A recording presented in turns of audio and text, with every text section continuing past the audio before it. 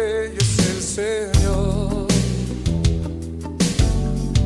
Cuán hermoso es Él. Domingo 4 de junio, primer domingo ya del mes de junio, y este día, después de haber celebrado la fiesta de Pentecostés el domingo pasado, hoy podemos con mucha alegría poder celebrar la fiesta de la Santísima Trinidad. Un privilegio, hermanos, el poder compartir en este día esta palabra de Dios, ¿verdad? Que trae pues mucha enseñanza, mucho aprendizaje para nosotros. Así pues, el Evangelio para hoy está tomado de San Juan, capítulo 3, versículos del 16 al 18. Doy lectura a la palabra de Dios en el nombre del Padre, del Hijo y del Espíritu Santo. Amén. Tanto amó Dios al mundo, que le entregó a su Hijo único, para que todo el que crea en Él no perezca, sino que tenga la vida eterna. Porque Dios no envió a su Hijo para condenar al mundo, sino para que el mundo se salvara por Él. El que cree en Él no será condenado, pero el que no cree ya está condenado, por no haber creído en el Hijo único de Dios. Hermanos, esta es palabra del Señor. Gloria y honor a ti, Señor Jesús. Decíamos que después de haber celebrado el domingo anterior la fiesta de Pentecostés, festividad en la cual declarábamos que el Espíritu Santo, la tercera persona de la Santísima Trinidad, había descendido sobre la iglesia y daba inicio, ¿verdad?, esa obra maravillosa que después de 20 siglos sigue estando presente y sigue redimiendo a las personas. Hoy podemos entonces, muy conscientes y muy alegres, poder celebrar el misterio de la Santísima Trinidad. Ahora, aun cuando la palabra Trinidad no aparece en la Biblia, y esto es importante decirlo, sabemos nosotros que Dios es un solo Dios verdadero, pero tres personas distintas. O sea, estamos hablando de un Dios uno y trino. ¿Y cómo es esto? Bueno, partamos de que estas tres personas son Padre, Hijo y Espíritu Santo. Ahora, son tan coeternas e iguales. Pero oiga, o sea, son tan eternas las tres, son coeternas. Esto es importante porque a través de la historia muchas personas han llegado a pensar que el Padre es el que engendró al Hijo y obviamente el Hijo engendró o derramó o envió su Espíritu Santo. Pero claramente sabemos nosotros que son coeternas las tres, tan unidas y tan individuales. Oiga, esto también es bastante contrario pareciera, porque son tan unidas que, dicho sea de paso, es imposible separarlas, ¿verdad? Porque sabemos que el Padre está en el Hijo, está en el Espíritu Santo. Sabemos que el Hijo está en el Padre y está en el Espíritu Santo. Y el Espíritu Santo está en el Padre y está en el Hijo. O sea, se está teniendo una unidad plena. A esa unidad teológicamente se le conoce como la unión hipostática. Pero es importante, hermanos, como a pesar, le decía, de que la palabra Trinidad no aparece en la Biblia, sabemos que nuestro Dios es Padre, Hijo y Espíritu Santo. Ahora, hay que aclarar varias cosas, y una de ellas es que no son tres dioses. No son tres dioses, es un solo Dios. O sea, digo esto porque hay personas que lo enfocan como que son tres dioses, ¿verdad? Y le dan la gloria al Padre, la gloria al Hijo y la gloria al Espíritu Santo. Y aunque parece, esa acción parece pues muy profunda o muy cristiana, sabemos que no debe de darse de esa manera, porque es un solo Dios manifestándose en tres personas distintas. Ahora, a través de la historia, Dios ha venido revelándose, ¿verdad? En eso que se conoce como la revelación continua de Dios. Y ha sido Dios el que ha venido revelándose a la humanidad y ha venido manifestando cómo Dios es, cómo estas tres divinas personas están siempre actuando en el desarrollo del mundo y obviamente en el desarrollo del ser humano. Recordemos cómo en el Antiguo Testamento, ya cómo comienza la Biblia. Génesis 1:1 nos dice: en el principio el Espíritu Santo se movía sobre las aguas. Notemos cómo ahí ya está el Espíritu Santo, porque le decía, son eternos. Pero luego allá, Génesis 1:26, es interesante cuando el Señor dijo, hagamos. Oiga, no dijo que se haga, dijo, hagamos al hombre. Y esta frase ha dado pie para que mucha gente comience a veces a preguntarse, ¿con quién hablaba el Padre? ¿O con quién hablaba Dios? ¿Por qué dijo hagamos? Y sabemos nosotros que era esa reunión santa entre el Padre, el Hijo y el Espíritu Santo, decidiendo crear al ser humano. Luego el profeta Isaías, capítulo 6, versículo 8, nos va a presentar la visión de Isaías del trono de Dios y cómo Dios va a decir, ¿quién irá por nosotros? Y va a ser Isaías que va a decir, aquí estoy, Señor, envíame a mí. Pero vea, no dice quién irá por mí, sino quién irá por nosotros, porque sabemos en verdad que esas tres divinas personas son las que hablan perfectamente con el pueblo. Ahora, ya en el Nuevo Testamento, el Evangelio de San Mateo, capítulo 3, nos presenta un texto muy conocido por todos, el cual es el bautismo del Señor. Y creo que ese es un texto muy, pero muy importante, porque ahí claramente podemos ver la presencia de las tres divinas personas, ¿verdad? Cuando el Señor pues es bautizado, claramente podemos ver cómo Jesús sale de las aguas, el Espíritu Santo desciende sobre él y el Padre hablando en una nube a sus discípulos.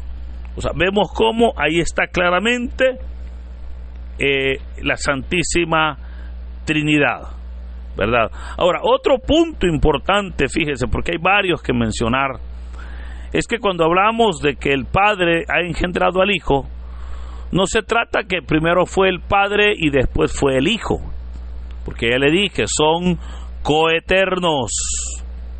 Ahora, los tres obran en el ser humano de maneras especiales, ¿verdad? Y puedo recordarle que es muy distinto o es muy diferente el trato que Dios tiene con el pueblo creyente al trato que Dios tiene con el pueblo incrédulo. Pues les recuerdo que con el creyente, el Espíritu Santo es el que lo capacita para servir, para honrar a Dios, ¿verdad? Ya el domingo anterior, el domingo de Pentecostés, recordará usted aquella segunda lectura que leíamos de 1 de Corintios capítulo 12, donde el Señor hablaba de que hay muchos dones, pero el Espíritu es el mismo.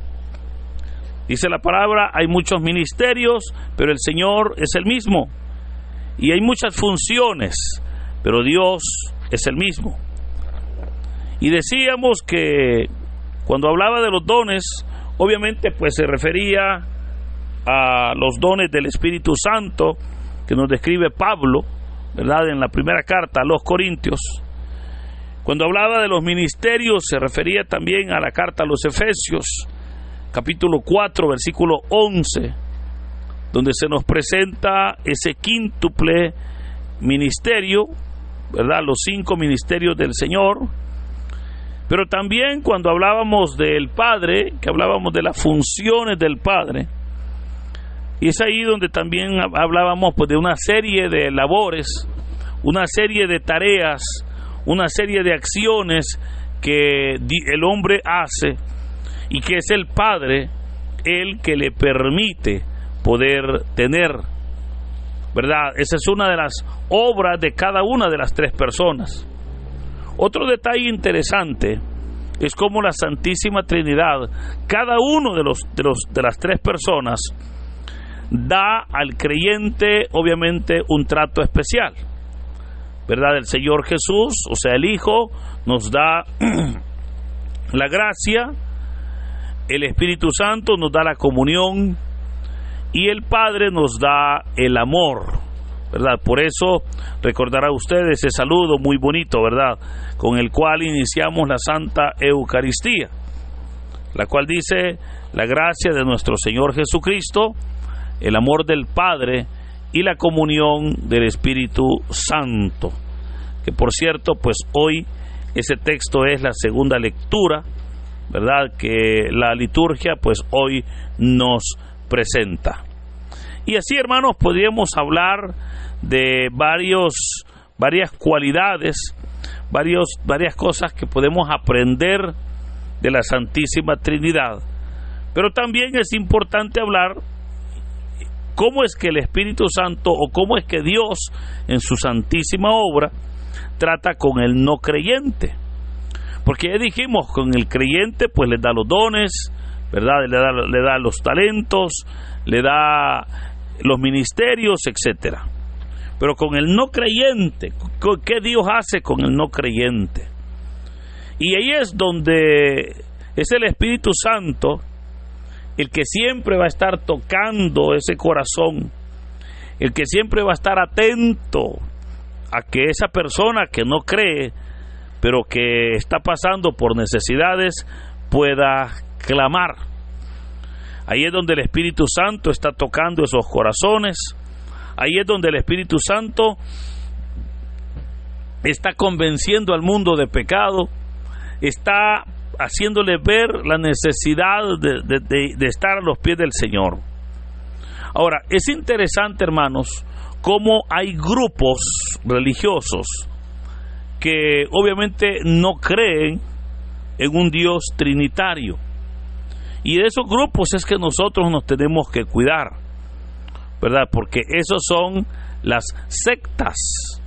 O sea, muchas veces la gente dice sectas a todas las iglesias, incluso hasta unas iglesias que no son sectas. Pero tenemos que entender, ¿verdad? Una cosa es una iglesia histórica, otra cosa es una iglesia católica, otra cosa es una iglesia evangélica, otra cosa es una iglesia protestante y otra cosa es una secta. O sea, sería largo explicar todo eso acá, ¿verdad? Porque obviamente pues no es el tema, pero quería desarrollar este punto muy importante, ¿verdad? Porque hay iglesias o hay sectas religiosas, y la razón por la cual son consideradas sectas es porque adoran a un Dios que no es trinitario, ¿verdad? Como por ejemplo los testigos de Jehová, ellos adoran solo al Padre, ¿verdad? Para ellos no hay Hijo y no hay Espíritu Santo, ¿verdad? Tenemos también el otro grupo que se llama del nombre de Jesús. Para ellos solo es el Hijo y no es el Padre ni el Espíritu Santo. Y hay otro grupo, ¿verdad? Como por ejemplo un grupo que es muy famoso de una iglesia brasileña, ¿verdad?, que se conoce como Oración al Espíritu Santo, o Pare de Sufrir, como le llamaban hace un tiempo, que para ellos lo que existe es el Espíritu Santo y no el Padre ni el Hijo. Por eso, hermanos, ¿verdad?, quise explicar esto, ya que para muchas personas pues no tengo el privilegio de hacerlo aunque en la homilía pues se hace, ¿verdad? Pero creo que de esta manera podemos nosotros ir aprendiendo más sobre el misterio de la Santísima Trinidad. Ahora, el texto que hoy hemos leído es un texto muy conocido, ¿verdad? Quizás es el texto más conocido de la Biblia, y es este versículo del capítulo 3 de San Juan, con el cual el Señor está hablando con Nicodemo, recordemos, y le dice: tanto amó Dios al mundo que le entregó a su único Hijo, para que todo el que crea en Él no perezca, sino que tenga la vida eterna. Notemos cómo ya ahí se nos está presentando, ¿verdad?, dos personajes muy importantes. Dios, que sabemos que es el Padre, el que ama, o sea, el dador del amor, el que envía al Hijo, ¿verdad? Y aquí obviamente ya podemos ver claramente que hay dos personas. Está el Padre y está el Hijo, porque dice: Dios envió a su Hijo, ¿verdad? O sea, envió a Jesús, envió a Jesucristo como el Hijo, para que por ese amor obviamente Él viniera a hacer el camino al Padre. Y por eso dijo el Señor, dice la palabra, para que todo aquel quien en Él crea, porque para eso vino el Señor, para que todo aquel quien en Él crea no se pierda, mas tenga vida eterna. Oiga, porque Dios no envió a su Hijo para condenar al mundo, sino para que el mundo se salvara por Él. Esta parte es importante, porque, querido hermano, Dios no viene para juzgarlo, Dios no viene para condenarlo en este momento. Dios viene para perdonarle, Dios viene para redimirlo, Dios viene para darle vida. Pero es importante que usted y yo creamos, es importante que al creer verdaderamente nos hagamos partícipes de esa boda del Cordero, nos hagamos partícipes de ese momento maravilloso en el cual el Señor Jesús estará reinando y nosotros podremos verdaderamente estar juntamente con Él. Por eso es interesante, ¿verdad?, cómo el Señor nos aclara que Dios no envió a su Hijo para condenar al mundo, sino para que el mundo se salvara por Él. O sea, veamos cómo el Señor siempre tiene control de todo. Y termina el texto cuando nos dice: el que cree en Él no será condenado, pero el que no cree ya está condenado por no haber creído en el Hijo único de Dios. Notemos, hermanos, como dice la palabra, que para el que cree no hay condenación. Para el que cree en el Hijo no hay condenación. Pero el que no cree, mire qué profundo, ya está condenado. O sea, esa persona ya está condenada. Y si usted me dirá, pero ¿y cómo es esto que me condenan? Es que es por no creer. Porque claramente dice la palabra: el que no cree ya está condenado por no haber creído en el Hijo único de Dios. Por eso nosotros démosle gracias a Dios, porque conocemos a ese Dios uno y trino, conocemos a ese Dios que es amor, que es misericordia, a ese Dios en verdad que sabe obrar en la vida de su pueblo, porque conoce a cada uno de nosotros. Por eso, hermanos, en este día de la fiesta de la Santísima Trinidad, les animo, ¿verdad?, para que juntos podamos gozarnos, para que juntos podamos adorar a Dios, podamos expresar mis necesidades al Padre, al Hijo y al Espíritu Santo. Por eso, en el domingo de la Santísima Trinidad, que Dios le bendiga, que Dios derrame su gracia sobre ustedes, que Dios le vea con agrado todos los días, que Dios perdone sus pecados, que Dios le dé la paz. En el nombre del Padre, del Hijo y del Espíritu Santo. Amén.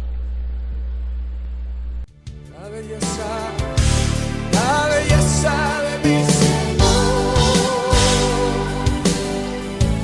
nunca se agotará.